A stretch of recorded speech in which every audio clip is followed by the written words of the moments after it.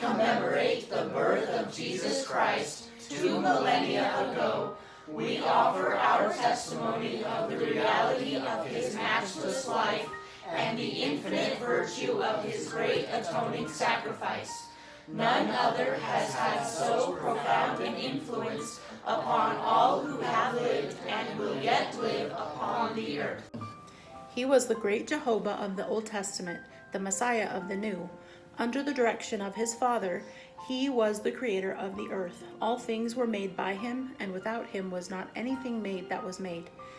Though sinless, he was baptized to fulfill all righteousness. He went about doing good, yet was despised for it. His gospel was a message of peace and goodwill. He entreated all to follow his example. He walked the roads of Palestine, healing the sick, causing the blind to see, and raising the dead. He taught the truths of eternity, the reality of our premortal existence, the purpose of our life on earth, and the potential for the sons and daughters of God in the life to come. He instituted the sacrament as a reminder of his great atoning sacrifice. He was arrested and condemned on spurious charges, convicted to satisfy a mob, and sentenced to die on Calvary's cross. He gave his life to atone for the sins of all mankind.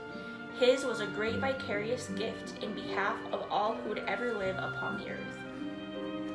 We solemnly testify that his life, which is central to all human history, neither began in Bethlehem nor concluded on Calvary.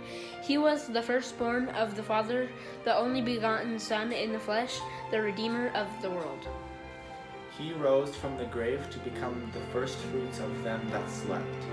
As risen Lord, he visited among those he had loved in life. He also ministered among his other sheep in ancient America.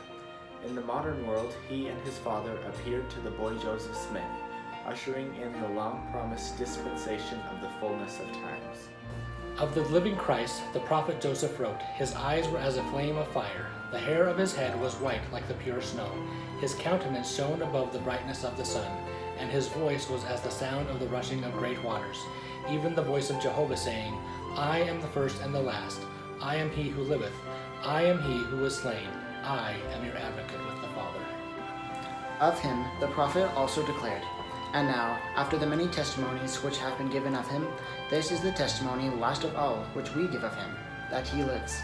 For we saw him, even on the right hand of God, and we heard the voice bearing record that he is the only begotten of the Father, that by him and through him and of him the worlds are and were created, and the inhabitants thereof are begotten sons and daughters to God."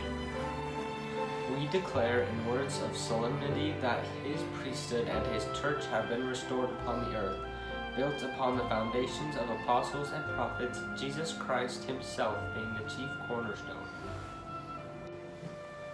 We testify that he will someday return to the earth, and the glory of the Lord shall be revealed, and all flesh shall see it together. He will rule as King of kings and reign as Lord of lords, and every knee shall bend and every tongue shall speak in worship before him. Each of us will stand to be judged of him according to our works and the desires of our hearts. We bear testimony that Jesus is the living Christ, the immortal Son of God. He is the great King Emmanuel, who stands today on the right hand of his Father. He is the light, the life, and the hope of the world. His way is the path that leads to happiness in this life and eternal life in the world to come. God be thanked for the matchless gift of his divine Son.